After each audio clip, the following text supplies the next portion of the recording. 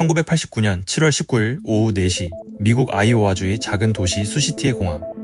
활주로 옆에 방송국 카메라가 서 있었습니다. 우연이 아니었습니다. 조종불능의 여객기가 이 공항으로 오고 있다는 소식에 지역 방송국이 카메라를 들고 달려와 있었던 겁니다. 카메라는 다가오는 여객기 한 대를 담기 시작했습니다. 곧 세계에서 가장 유명한 사고 영상이 될 화면이었습니다. 화면 속의 디지텐 여객기는 어딘가 이상했습니다. 너무 빨랐고 너무 기울어 있었습니다. 바퀴가 활주로에 닿는 순간 오른쪽 날개가 땅을 쳤습니다. 그리고 296명을 태운 비행기는 거대한 불덩이가 되어 활주로를 구르며 옆에 옥수수밭으로 부서져 들어갔습니다. 이 영상은 그날 저녁 전 세계 뉴스에 반복 재생됐고 지금도 항공사고를 다루는 다큐마다 등장합니다. 화면만 보면 생존자를 상상하기 어려운 광경입니다. 그런데 믿기 어렵게도 그 잔해에서 184명이 살아나왔습니다.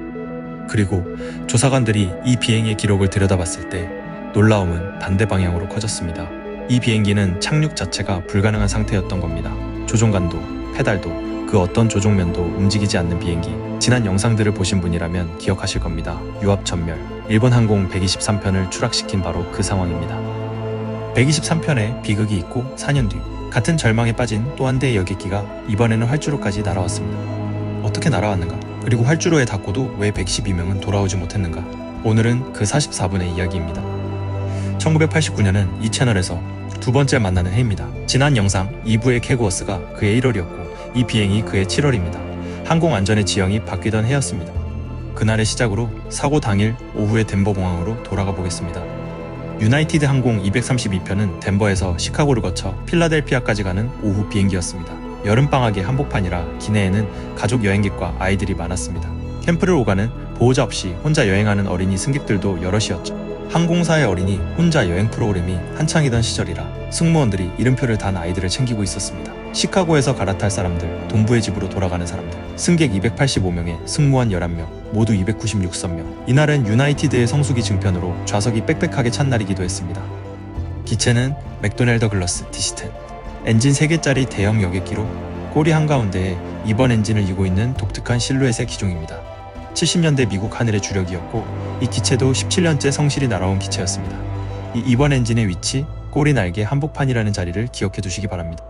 여름 성수기의 명단에는 아이들이 유난히 많았습니다.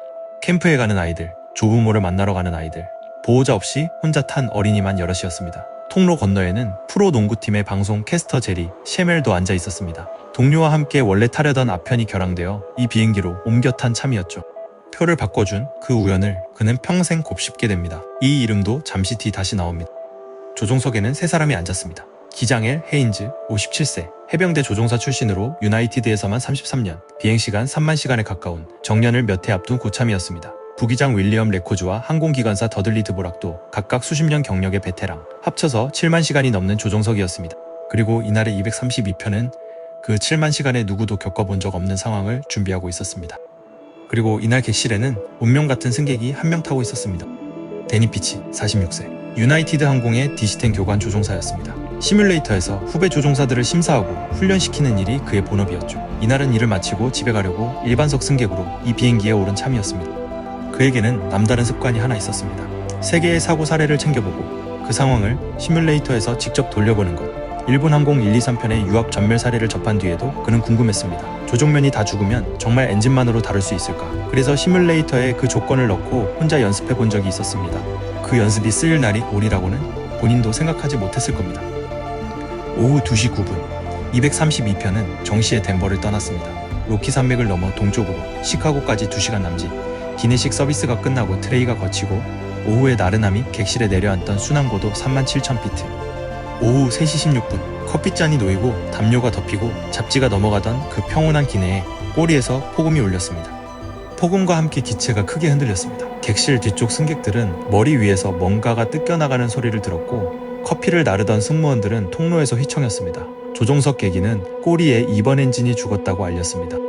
객실에서는 몇몇 승객이 창밖을 내다봤지만 날개의 엔진 2개는 멀쩡히 돌고 있었습니다. 문제의 엔진은 꼬리에 있어 객실에서 보이지 않았으니까요. 승무원들이 승객들을 다독였습니다. 엔진이 3개라 하나쯤은 괜찮습니다. 조종석도 처음엔 같은 판단이었습니다. 엔진 하나의 정지. 여기까지는 훈련된 상황이었습니다. 조종사들은 절차대로 엔진 정지 체크리스트를 폈습니다. 그런데 기관사의 눈이 다른 계기에서 멈췄습니다. 유압계통 1번 압력 제로, 2번 압력 제로, 3번 압력 제로. 기관사 드보락은 계기를 두드려보고 다시 읽었습니다. 셋 다 제로. 오독이 아니었습니다. 지난 일본 항공편을 보신 분은 유압이 비행기의 힘줄이라는 걸 기억하실 겁니다. 조종관의 명령을 조종면에 전달하는 기름의 압력. 디시텐의 유압은 3개통입니다. 서로 독립된 3개의 회로가 각각 다른 펌프로 다른 경로로 기체를 돕니다. 하나가 죽어도 둘이 죽어도 비행에는 지장이 없습니다. 셋이 동시에 죽을 확률은 제조사의 계산으로 10억분의 1이었습니다. 사실상 일어날 수 없다는 뜻의 0에 가까운 숫자였습니다. 그 10억분의 1이 지금 계기판에 떠 있었습니다.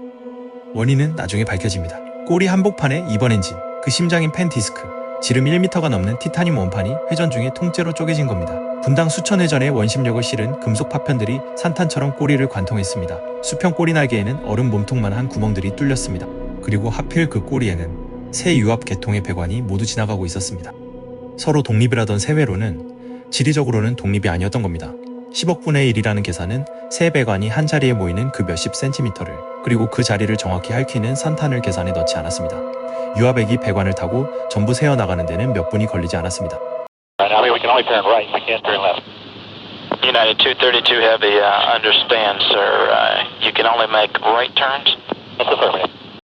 지난 일본 항공편을 보신 분이라면 소름이 돋으실 겁니다. 압력 격벽과 펜 디스크, 시작은 달랐지만 도착한 곳은 같았습니다. 조종면이 전부 죽은 비행기. 그리고 그 순간 조종석의 머릿속에도 같은 이름이 스쳤습니다.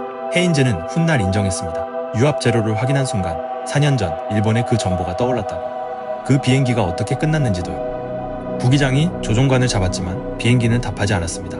조종관은 힘없이 돌아갈 뿐이었고 기체는 오른쪽으로 기울며 스스로 내려가기 시작했습니다. 기울기가 38도를 넘어가던 순간 헤인즈 기장이 본능적으로 스로틀에 손을 얹었습니다. 왼쪽 엔진을 밀고 오른쪽을 당기고 기울던 기체가 아주 천천히 수평으로 돌아왔습니다. 훗날 헤인즈는 그 조작이 계산이 아니라 반사였다고 말했습니다. 그 반사가 아니었다면 232편은 그 자리에서 뒤집혔을 겁니다. 조종석은 살아있는 것을 하나하나 확인해 나갔습니다. 조종관 무반응, 페달 무반응, 플랩 레버 무반응, 백업 계통 스위치들을 차례로 올려봐도 압력계는 꿈쩍하지 않았습니다. 확인이 끝날 때마다 남은 수단의 목록이 짧아졌습니다. 마지막에 남은 것이 스로틀 2개였습니다. 관제에는 비상이 선언됐습니다. 유압을 전부 잃었다는 보고에 항로 관제사는 잠시 되물었습니다. 3개통 전부인가? 훈련에서도 가정하지 않는 믿기 어려운 보고였으니까요. 주파수의 다른 비행기들이 조용해졌습니다. 기관사는 무전으로 회사의 정비지원센터를 불렀습니다. 유압 전 계통 상실. 어떻게 해야 하는가? 지상의 엔지니어들이 매뉴얼을 뒤졌지만 답은 없었습니다. 3개통이 다 죽는 상황은 매뉴얼에 존재하지 않았으니까요. 일어날 수 없는 일로 분류된 상황에는 절차도 없었습니다. 이 비행기의 남은 조종수단은 123편과 똑같이 좌우 엔진의 추력뿐이었습니다. 날개의 두 엔진을 밀고 당기는 것으로 방향과 높낮이를 오르는 세상 어떤 조종 교본에도 없는 비행이 시작됐습니다. 정리하면 이렇습니다. 오후 3시 16분 고도 37,000피트, 조종면이 전부 죽은 디시텐 한 대가 296명을 태운 채 아이오와 상공을 날고 있습니다. 매뉴얼에는 이 상황이 없습니다. 4년 전 일본 하늘에서는 같은 상황의 전보가 32분을 버티다 산에 떨어졌습니다. 하지만 232편이 123편과 달랐던 것들이 여기서부터 하나씩 등장합니다. 첫째, 이 비행기는 평지 위에 있었습니다. 산악이 아니라 아이오와의 대평원. 어디로 떨어져도 능선은 없었습니다. 둘째, 이 조종석은 4년 전의 기록을 알고 있었습니다. 123편이 어떻게 싸웠고 어떻게 떨어졌는지가 업계에 공유되어 있었죠. 헤인즈는 오스타카의 조종사들이 엔진 추력만으로 32분을 버텼다는 사실을 기억하고 있었습니다. 그러니 이 상황에서 무엇이 유일한 무기인지도 알고 있었습니다. 그리고 셋째, 이 비행기에는 그 상황을 시뮬레이터에서 직접 연습해본 어쩌면 지구상에 몇 없는 사람이 타고 있었습니다. 객실의 데니 피치는 흔들림의 결이 심상치 않다는 걸 느꼈습니다. 그는 지나가는 수석 승무원에게 조용히 신분을 밝혔습니다. 디시텐 교관 조종사인데 조종석에 도움이 필요하면 전해달라고요. 잠시 뒤 승무원이 돌아와 말했습니다. 오시랍니다. 조종석 문이 열렸고 피치는 계기판을 본 순간 상황을 알아봤습니다. 유압 제로. 그가 몇 달 전 시뮬레이터에서 혼자 연습했던 바로 그 악몽이 눈앞에 실제 계기판에 떠 있었습니다. 처음에는 헤인즈와 레코즈가 조종관과 스로틀을 오가며 씨름했습니다. 하지만 죽은 조종관을 붙드는 일과 두 엔진을 미세하게 다루는 일을 동시에 할 수는 없었습니다. 헤인즈가 피치에게 물었습니다. 스로틀을 잡을 수 있겠나? 피치가 답했습니다. 해보겠습니다. 그렇게 헤인즈는 처음 보는 사람에게 296명의 목숨이 걸린 레버를 통째로 맡겼습니다. 훗날 어느 인터뷰에서 왜 그럴 수 있었느냐는 물음에 헤인즈의 답은 간단했습니다. 그 순간 그가 우리 중 제일 잘할 수 있는 사람이었으니까. 피치는 두 조종사 사이의 바닥에 무릎을 꿇고 앉아 양손에 스로틀 레버를 하나씩 잡았습니다. 안전벨트도 없는 자세였습니다. 그때부터 착륙까지 40분 넘게 그는 그 자세로 두 엔진을 지휘했습니다. 헤인즈와 레코즈는 죽은 조종관을 붙들고 기체의 반응을 읽었고 드보락은 계기와 무전을 맡았습니다. 3명이던 조종석이 4명이 됐습니다. 비행기는 여전히 제멋대로였습니다. 123편을 괴롭혔던 그 표고이드, 기수가 오르내리는 1분 주기의 긴 파도가 이 기체에도 왔습니다. 골에서 밀지 않으면 곤두박질 치고 마루에서 당기지 않으면 실속하는 파도. 스로틀의 반응은 즉각적이지도 않았습니다. 레버를 밀고 엔진이 실제 힘을 낼 때까지 몇 초의 지연이 있으니 지금이 아니라 몇 초 뒤의 비행기를 예측해서 조작해야 했습니다. 피치는 그 감각을 실전에서 몸으로 익혀갔습니다. 기수가 떨어지려 하기 전에 밀고 들리려 하기 전에 당기고. 시뮬레이터에서의 연습이 밑그림이었다면 채색은 지금 이 하늘에서 하고 있었습니다. 헤인즈는 훗날 그 감각을 이렇게 표현했습니다. 우리는 비행기를 조종한 게 아니라 비행기와 협상하고 있었다고요. 또 하나의 문제는 방향이었습니다. 타편에 맞은 오른쪽 꼬리 탓에 기체는 끊임없이 오른쪽으로 돌려 했고 왼쪽으로는 좀처럼 돌지 못했습니다. 목적지가 왼쪽에 있어도 이 비행기는 오른쪽으로 350도를 돌아서 가야 했던 겁니다. 그래서 232편의 레이더 궤적은 기묘합니다. 아이오와 상공에 그려진 큰 원들, 오른쪽으로만 도는 원을 그리면서 원의 중심을 조금씩 공항 쪽으로 밀고 간 흔적입니다. 지도 위에 그 나선은 절박함의 기하학이었습니다. 객실의 승객들에게 그 원들은 이상한 시간이었습니다. 비행기는 크게 흔들리지도 곤두박질치지도 않았습니다. 다만 같은 들판이 창밖에 자꾸 다시 나타났고 방송은 착륙 준비를 반복했습니다. 무섭도록 평온한 44분이 그렇게 흘러갔습니다. 그 나선의 끝에 수시티 공항이 있었습니다. 미니애폴리스의 항로 관제가 상황을 넘겨받을 공항을 찾았습니다. 가장 가까운 활주로는 아이오와 북서쪽 끝의 소도시 수시티였습니다. 인구 8만의 도시, 게이트 몇 개짜리 아담한 공항, 대형기 비상을 받아본 적 없는 곳이었지만 다른 선택지가 없었습니다. 232편에게는 더 먼 대도시 공항까지 갈 시간도 조종 능력도 없었으니까요. 그 관제탑의 젊은 관제사 케빈 바크먼이 232편을 받았습니다. 근무 1년차, 실제 비상은 처음이었습니다. 그는 이 불가능한 상황 앞에서 놀랄 만큼 침착했습니다. 목소리를 낮게 유지하고 필요한 정보만 짧게 주고 조종석이 요구하기 전에 길을 열었습니다. 풍향과 활주로 정보가 미리 나갔고 소방차가 준비됐고 접근 경로의 장애물이 정리됐습니다. 그리고 마지막에는 규정집에 없는 융통성까지 발휘됐습니다. 어느 활주로든 어느 방향이든 쓸 수 있다고요. 그리고 그 유명한 교신이 나옵니다. 바크먼이 전했습니다. 232편 어느 활주로든 착륙을 허가한다. 규정집 어디에도 없는 활주로를 통째로 내어주는 허가였습니다. 그 말에 헤인즈 기장이 특유의 농담으로 답한 교신은 지금도 유명합니다. 활주로를 고집하시겠다는 거군요. 옥수수밭이 아니라 활주로면 감지덕지라는 자신들의 처지를 스스로 웃어넘긴 한마디. 죽음을 마주본 조종석에서 나온 그 말에 주파수 너머의 긴장이 아주 잠깐 풀렸습니다. 헤인즈는 훗날 그 유머가 허세가 아니었다고 말했습니다. 조종석이 공포에 잠기면 손끝이 굳는다는 걸 알았기에 일부러 공기를 깨뜨렸다는 겁니다.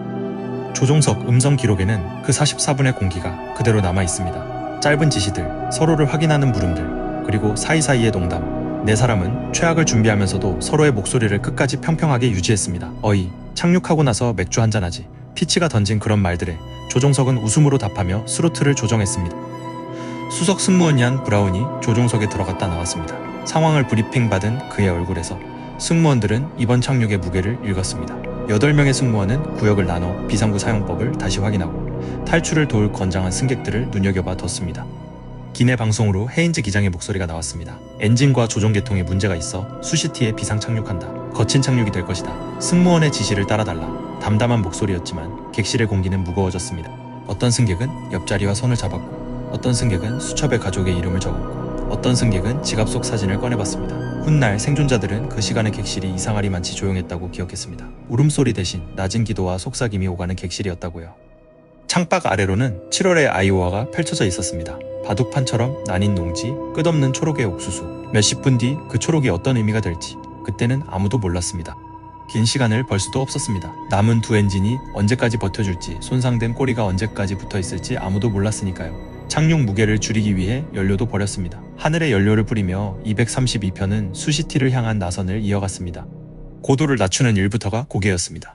엔진을 줄이면 기수가 떨어지며 과속이 되고 과속을 잡으려 밀면 다시 떠오르고 게다가 이 비행기는 착륙 직전 속도를 줄일 방법이 없어서 강화 계획 자체를 속도가 높은 채로 짜야 했습니다.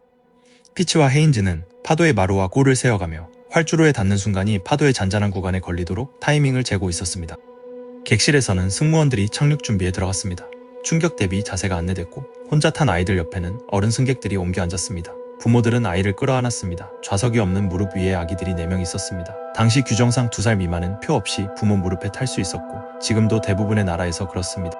승무원들은 규정집이 시키는 대로 아기들을 바닥에 눕히고 담요로 감싸라고 안내했습니다. 안내를 하면서도 수석 승무원의 마음에는 의문이 걸렸습니다. 이 속도에 충돌해서 바닥에 담요가 아기를 붙들어 줄 수 있을까? 하지만 규정에는 그 이상이 없었습니다. 이 장면은 나중에 다시 이야기하겠습니다. 지상의 수시티도 움직이고 있었습니다. 이 작은 도시는 마침 2년 전 대형 항공기 추락을 가정한 재난 훈련을 실시한 적이 있었습니다. 훈련 시나리오가 현실이 되어 다가오자 소방과 병원, 주방위군까지 훈련된 각본대로 자리를 잡았습니다. 활주로 옆에는 구급차들이, 두 병원에는 수술팀이 대기했습니다. 접근 경로도 계산되어 있었습니다. 시가지를 피해서 혹시 못 미치더라도 들판에 떨어지도록 8만 명의 도시 위가 아니라 옥수수밭 위로 다가오도록 관제와 조종석이 함께 그린 경로였습니다. 232편은 마지막 원을 돌아 활주로를 향했습니다. 그런데 기수가 정렬된 곳은 준비된 활주로가 아니라 몇 해 전 폐쇄된 짧은 활주로였습니다. 관제가 알렸지만 조종석의 답은 간단했습니다. 지금 보이는 활주로로 가겠다. 방향을 바꿀 수 있는 비행기가 아니었으니까요. 문제는 그 폐쇄 활주로가 소방차들의 대기 장소였다는 겁니다. 준비된 활주로로 올 거라는 계산으로 소방차들이 거기 서 있었으니까요. 다가오는 여객기의 기수가 자기들을 향해 정렬되자 소방차들이 사이렌을 울리며 황급히 비켜났습니다. 몇십 초 차이였습니다. 그 활주로 위에서 소방차와 여객기가 만났다면 이날의 숫자는 완전히 달라졌을 겁니다. 착륙을 앞두고 조종석은 마지막 준비를 했습니다. 유압이 없으니 랜딩 기어도 정상적으로는 내려오지 않습니다. 대신 잠금을 풀어 바퀴가 제 무게로 떨어져 걸리게 하는 비상 절차가 동원됐습니다. 기어는 내려왔습니다. 하지만 속도를 줄여줄 플랩도, 스포일러도, 착지 후에 유압 브레이크도 없었습니다.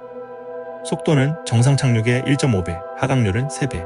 게다가 폐쇄 활주로는 길이도 짧았습니다. 헤인즈도 피치도 이것이 착륙이 아니라 통제된 추락에 가깝다는 걸 알고 있었습니다. 헤인즈는 관제에 담담하게 말했습니다. 활주로에 닿는 것까지는 약속하겠다. 그 다음은 장담 못한다. 활주로 앞 마지막 교신에서 바크먼이 행운을 빌었고 조종석이 짧게 답했습니다. 그것이 착륙 전 마지막 말이었습니다. 마지막 강하에서 승무원들의 브레이스 구령이 객실을 채웠습니다. 머리 숙여 자세 잡아 수백 명이 일제히 몸을 웅크렸습니다. 시속 400km 창밖으로 옥수수밭이 강물처럼 흘러갔습니다. 활주로 앞 마지막 몇 초, 그 퓨고이드의 파도가 하필 내리막에 걸렸습니다. 44분 동안 수십 번 넘겨온 파도의 골이 가장 넘기 어려운 순간에 온 겁니다. 기수가 떨어지며 오른쪽 날개가 내려갔습니다. 피치가 스로틀을 끝까지 밀었지만 엔진이 힘을 내는 데는 몇 초가 필요합니다. 높은 하늘에서라면 아무것도 아닌 그 몇 초가 지상 몇십 미터에서는 전부였습니다. 고도 100피트, 50피트, 관제탑도, 소방대도, 카메라도, 도시 전체가 숨을 참았습니다. 사고 발생 44분, 조종불능이 뒤지테니 그 44분 만에 활주로 끝에 도달했습니다. 오후 4시 232편의 바퀴가 콘크리트에 닿았습니다. 여기까지는 기적이 이기고 있었습니다. 마지막 몇 초 전까지는요. 찰나의 오른쪽 날개 끝이 활주로를 때렸습니다. 시속 400km 가까운 속도, 정상보다 2배 빠른 하강, 착지의 충격만으로도 기체 구조의 한계를 넘는 수치였습니다. 날개가 부러지며 연료가 쏟아졌고 불이 붙었고 기체는 오른쪽으로 구르며 부서지기 시작했습니다. 조종석이 앞에서 떨어져 나갔고 꼬리가 뒤에서 떨어져 나갔고 몸통은 뒤집힌 채 불덩이가 되어 활주로를 벗어나 옥수수밭으로 미끄러져 들어갔습니다. 방송 카메라에 잡힌 그 장면 그대로입니다. 관제탑의 바크먼은 그 불덩이를 보며 주저앉았습니다. 그가 유도한 비행기가 눈앞에서 부서진 겁니다. 전원 사망을 의심하지 않는 광경이었습니다. 그가 생존자 소식을 들은 건 얼마 뒤였고 헤인즈와 바크먼은 훗날 만나 서로에게 고맙다는 말을 주고받았습니다. 그 침착한 유도가 아니었다면, 그 유머에 웃어준 관제사가 아니었다면 하고요. 사이렌이 일제히 울렸고 구조대는 최악을 예상하며 검은 연기 기둥을 향해 달려갔습니다. 잘려나간 조종석은 옥수수밭에 종잇장처럼 구겨져 있었습니다. 구조대는 그것이 조종석인 줄도 몰라 한동안 지나쳤습니다. 허리 높이로 찌그러진 금속 더미, 그 안에서 신음이 들렸고 구조대가 유압 장비로 금속을 벌려 4사람을 꺼냈습니다. 헤인즈와 레코즈, 드보라, 피치 전원 살아 있었습니다. 서로의 생존을 병원에서야 확인했을 만큼 넷 다 만신창이었지만요. 병상의 헤인즈가 처음 물은 것은 승객들의 숫자였다고 전해집니다. 생존자가 100명이 넘는다는 답에 그는 올해 말을 잊지 못했습니다. 그는 그 뒤로도 오랫동안 돌아오지 못한 112명에 대한 물음을 스스로에게 던졌다고 고백했습니다. 더 잘할 수 있지 않았을까 하는 물음을요. 그런데 동체 쪽 연기 속에서도 사람들이 걸어 나오기 시작했습니다. 뒤집힌 동체의 틈으로, 부서진 창으로 승객들이 서로를 끌어내며 나왔습니다. 여름의 옥수수는 사람 키를 넘게 자라 있었고 기어나온 생존자들이 그 초록 밭 속으로 사라져서 구조대가 밭을 헤치며 사람을 찾아야 했을 정도였습니다. 생존자들의 증언 속 그 순간은 초현실적입니다. 불타는 비행기에서 기어 나왔더니 사방이 고요한 초록 옥수수였다는 것. 파란 하늘과 검은 연기와 초록 옥수수. 그날의 생존자들이 공통으로 기억하는 세 가지 색입니다. 아까의 그 농구 캐스터 제리 셰멜은 무사히 빠져나왔다가 연기 속에서 아기 울음소리를 듣고 다시 기내로 들어갔습니다. 그리고 화물칸 쪽 틈에 떨어져 있던 11개월 아기를 안고 나왔습니다. 담요에 쌓여 바닥에 눕혀졌던 그 무릎 위 아기 중 하나였습니다. 아기는 무사했고 훗날 어른이 된 그와 셰멜은 여러 방송에서 나란히 앉아 그날을 이야기했습니다. 이 사고의 부상 기록에서도 충격 대비 자세는 성적표를 남겼습니다. 지시대로 웅크렸던 승객들의 생존율이 뚜렷이 높았던 겁니다. 지난 캐그워스 편에서 보셨던 그 연구들과 나란히 232편의 데이터도 오늘의 안전카드에 스며 있습니다. 승무원들은 마지막까지 승무원이었습니다. 뒤집힌 기내에서 벨트에 매달린 승객들을 받아내리고 연기 속에서 출구로 사람들을 밀어올리고 아이들을 안고 나왔습니다. 훈련된 도시도 제 몫을 했습니다. 마침 병원 교대 시간 직전이라 두 병원에는 의료진이 2배로 있었고 헌혈 호소 방송에 시민들이 줄을 섰습니다. 사고 순간 공항에는 이미 주 방위군 수백 명이 훈련차 나와 있어서 그대로 구조 인력이 됐습니다. 우연들마저 이 도시 편이었습니다. 걸을 수 있는 생존자들은 대기하던 버스로, 중상자들은 구급차와 헬기로 나뉘어 실려갔습니다. 사고 발생 몇 시간 만에 모든 생존자가 치료를 받고 있었습니다. 훗날 재난의학 교과서들이 이 대응을 모범 사례로 실었습니다. 8만 명의 도시가 300명의 대형 사고를 받아낸 기록으로요. 2년 전에 그 훈련 시나리오는 공교롭게도 활주로에 대형기가 추락해 다수 사상자가 나는 상황이었고 훈련을 이끈 사람들은 그날 자신들이 짠 각본 위를 그대로 달렸습니다. 집계가 끝났을 때 숫자는 모두의 예상을 배반했습니다. 탑승자 296명 중 생존 184명, 사망 112명. 전 세계가 본 화면 속 그 불덩이에서 10명 중 6이 살아나온 겁니다. 심지어 100여 명은 제 발로 걸어 나왔고 30명 넘게는 큰 부상조차 없었습니다. 생사는 좌석의 자리와 자네의 운에 따라 갈렸습니다. 같은 열에서도 통로 이쪽과 저쪽이 갈렸고 앞뒤 한 열차이가 갈렸습니다. 돌아오지 못한 112명 중 다수는 충돌의 충격이 아니라 뒤집힌 동체의 연기 속에서 빠져나오지 못한 사람들이었습니다. 어둠과 연기 속에서 위아래가 뒤집힌 기내는 훈련된 승무원들에게도 미로였습니다. 그리고 담요로 감싸 바닥에 눕혔던 무릎 위의 아기 넷 중 한 명이 부모의 손이 닿지 않는 곳으로 굴러가 목숨을 잃었습니다. 객실 승무원 8명은 전원 생존했고 그날의 탈출 유도로 표창을 받았습니다. 하지만 그들 중 몇몇에게 그날은 훈장이 아니라 평생의 숙제로 남았습니다. 최선을 다한 사람에게도 최선으로 닿지 못한 자리가 남는 법이니까요. 규정대로 안내했던 수석 승무원 얀 브라운은 그 사실을 평생 안고 살았습니다. 그는 이후 승무원을 그만두고 모든 아기에게 좌석과 고정장치를 의무화하라는 운동에 남은 삶을 걸었습니다. 자동차에서는 카시트가 법인데 왜 비행기에서는 무릎이냐는 그의 물음은 지금도 미국에서 이어지는 논쟁입니다.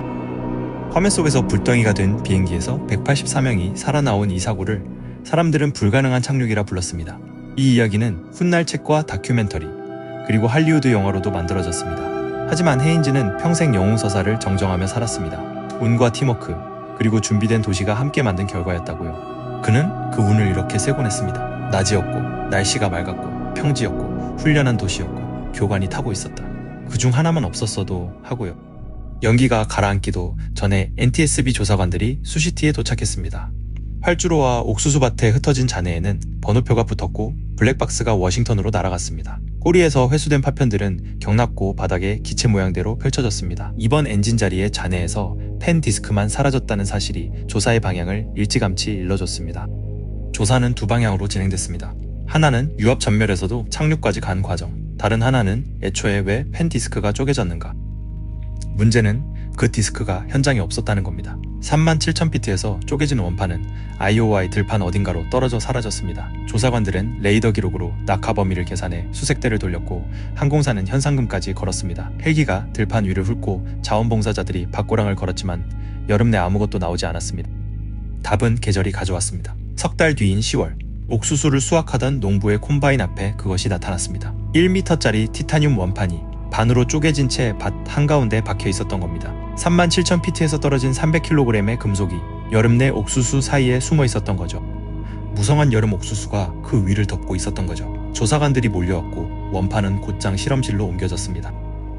단면을 분석한 결과는 익숙한 단어로 이어졌습니다. 금속 피로. 다만 이번 균열의 씨앗은 세월이 아니라 태생이었습니다. 티타늄을 녹여 굳히는 재련 단계에서 질소가 섞여들어 단단하지만 부서지기 쉬운 티끌 같은 조각이 생길 때가 있습니다. 겉으로는 완벽한 금속 안에 숨은 유리질의 점 하나. 이 디스크에는 그 점이 있었습니다. 제조 검사도 출고 검사도 그것을 잡지 못했습니다. 그리고 그 점을 씨앗으로 17년 동안 회전의 스트레스가 균열을 키웠습니다. 1만 5천 번이 넘는 이착륙, 그때마다의 가속과 감속. 균열은 나이테를 새기며 자랐고 마지막에는 손가락 길이를 넘겨 있었습니다. 시속 수백 킬로미터로 도는 원판에게 그 길이는 사형 선고였습니다. 그날 오후 균열은 한계에 닿았습니다. 17년이면 정기검사만 수차례였습니다. 엔진을 분해해 디스크에 형광 액체를 바르고 자외선 아래에서 균열이 빛나는지 살피는 검사. 실제로 사고 1년 전에 그 검사에서 이 균열은 이미 검출 가능한 크기로 자라 있었다는 게 조사의 결론이었습니다. 형광액은 발렸고 램프는 켜졌고 검사원의 눈은 그 위를 지나갔습니다. 서명까지 남아 있었습니다. 검사는 있었지만 눈이 놓쳤습니다. 지난 영상들에서 보신 그 패턴 그대로요. 조사 뒤 같은 시기에 재련된 티타늄 디스크들이 전수 추적됐고 몇몇은 하늘에서 내려와 폐기됐습니다. 이후 엔진 디스크의 제조 공정과 검사 방식이 강화됐습니다. 티타늄 재련의 기준이 올라갔고 형광 검사에는 이중 확인이 붙었고 회전 부품의 수명 관리가 촘촘해졌습니다. 그리고 DC-10의 유압에는 배관이 끊겨도 남은 유압액을 지키는 차단 밸브가 추가됐습니다. 꼬리 쪽 배관이 전부 잘려도 날개의 조종면 일부는 살아남도록요. 123편 이후 전보에 이뤄진 개수와 같은 논리였습니다. 두 사고가 함께 유압 전멸이라는 시나리오를 설계의 사각지대에서 교과서 한가운데로 끌어냈습니다. 청문회에서는 그 44분의 조종석 녹음이 공개됐고 방청석은 여러 번 숨을 죽였습니다. 헤인즈와 피치도 증언대에 섰습니다. 그들은 자신들의 조작을 미화하지 않았고 무엇이 운이었고 무엇이 판단이었는지를 담담하게 갈라 말했습니다. 이듬해 나온 최종 보고서는 원인을 이렇게 정리했습니다. 티타늄 제조 결함에서 태어난 균열, 그것을 잡지 못한 검사, 그리고 파편에 함께 잘려나간 새 유압관, 제조와 정비와 설계, 세 단계의 구멍이 한 줄로 꿰인 사고였다고요. 엔진 제조사와 항공사를 상대로 한 배상은 몇 년에 걸쳐 정리됐고 그 과정에서 제조 기록과 검사 기록이 낱낱이 법정에 올랐습니다. 이 사고 뒤 시뮬레이터들에는 유압 전멸 시나리오가 정식으로 실렸습니다. 232편에 4사람이 몸으로 써내려간 추력 조종의 요령이 절차로 정리되어 전 세계 조종사들의 훈련 과목이 됐습니다. 123편에는 없던 교본이 232편에는 있었듯이 다음 조종석에는 232편이라는 교본이 있게 된 겁니다. 그리고 232편의 조종석은 다른 의미의 교과서가 됐습니다. 위기의 조종석에서 위기를 내려놓고 가용한 모든 사람과 자원을 쓰는 것. 기장이 교관 승객에게 스로틀을 맡기고 관제사가 명령 대신 선택지를 열어주고. 오늘날 조종사 훈련이 가르치는 승무원 자원 관리의 가장 유명한 성공 사례가 이 44분입니다. 사고 뒤 유나이티드와 여러 기관이 시뮬레이터에 같은 조건을 넣고 수십 개의 승무조를 태워봤습니다. 대부분은 공항 근처까지 가지도 못했습니다. 활주로에 기체를 가져다 놓은 것 자체가 통계 밖의 일이었다는 뜻입니다. 그 44분의 값을 기계가 그렇게 증언했습니다. 사고 다음날 옥수수밭에 내려앉은 잔해 사진이 신문들의 일면을 덮었습니다. 그리고 그 옆에는 살아나온 사람들의 사진이 나란히 실렸습니다. 참사의 사진과 생환의 사진이 같은 지면에 실리는 드문 사고였습니다. 항공 역사에는 참사의 이름들이 있고 기적의 이름들이 있습니다. 수시티는 드물게 그 사이에 있습니다. 112명이 떠난 참사이면서 184명이 돌아온 기적. 유족에게는 세상에서 가장 아픈 날이고 생존자에게는 두 번째 생일인 날. 그래서 이 사고는 어느 쪽으로도 단순하게 기억되지 않습니다. 4년 간격의 두 사고. 오스타카의 123편과 수시티의 232편. 같은 절망이었지만 결말은 갈렸습니다. 삶과 평원이라는 지형이 갈랐고 32분과 44분이라는 시간이 갈랐고 그리고 4년 사이에 쌓인 기록이 갈랐습니다. 오스타카의 3사람에게는 참고할 앞선 기록이 없었습니다. 수시티의 4사람에게는 있었습니다. 232편의 4사람은 123편의 3사람이 남긴 기록 위에서 싸웠던 겁니다. 헤인즈는 생전 강연에서 오스타카의 조종사들을 여러 번 언급했습니다. 그들이 겪은 것을 세상이 알았기에 자신들이 준비될 수 있었다고요. 실패로 기록된 32분이 4년 뒤 184명을 살리는 데 쓰였다는 것. 사고 조사가 왜 존재하는지를 이 두 사고만큼 선명하게 보여주는 짝은 드뭅니다. 엘 헤인즈는 석 달 뒤 조종석으로 돌아와 유나이티드에서 정년까지 비행했고 이후 30년 가까이 세계를 돌며 그날의 이야기를 강연했습니다. 그는 강연료를 받지 않는 것으로도 유명했습니다. 데니 피치도 교관으로 돌아가 후배들에게 그 44분을 가르쳤습니다. 생존자들과 구조에 나섰던 수시티 사람들은 기념일마다 다시 모였습니다. 승객과 소방관이 승무원과 간호사가 서로의 안부를 묻는 모임입니다. 그날 옥수수밭에서 안겨 나왔던 아기들이 어른이 되어 그 모임에 앉아있는 사진은 이 사고의 가장 따뜻한 각주로 남아있습니다. 수시티의 강변에는 그날을 기리는 기념 조형물이 서 있습니다. 구조대원이 아이를 안고 옥수수밭을 걸어 나오는 그날 실제 보도 사진을 그대로 옮긴 동상입니다. 사고의 잔해가 아니라 구조의 순간을 새긴 기념물. 이 도시가 그날을 기억하는 방식입니다. 헤인즈의 강연에는 정해진 마무리가 있었습니다. 청중에게 그날의 5가지 행운을 세워준 뒤 그는 준비라는 단어로 끝을 맺곤 했습니다. 행운은 부를 수 없지만 행운이 왔을 때 잡을 준비는 할 수 있다고요. 헤인즈는 2019년 87세로 세상을 떠났습니다. 미국 언론들의 부고 기사 제목은 약속이나 한 듯 같았습니다. 수시티의 기장, 30년을 강연으로 살았던 그가 청중에게 가장 자주 했던 말은 자신들이 특별한 사람들이 아니었다는 것이었습니다. 특별했던 건 그날 그 조종석과 그 도시가 일한 방식이었다고요. 오늘 이야기의 비행기는 그래도 엔진이 2개나 살아 있었습니다. 그 2개로 협상이라도 할 수 있었죠. 다음 기록에서는 그 마지막 협상 상대마저 사라집니다. 엔진이 전부 꺼진 채로 활주로를 내려앉을 곳을 찾아낸 비행기들이 있습니다. 하나는 이륙 2분 만에 새 대에 2 엔진을 다 잃고 뉴욕 한복판의 강 위에 내려앉은 여객기, 다른 하나는 계산 실수로 연료가 통째로 바닥나 4만 피트에서 글라이더가 되어버린 여객기. 다음 편의 제목은 엔진 없는 착륙입니다. 수시티의 2 엔진 다음에는 완전한 침묵 속의 활공을 보겠습니다.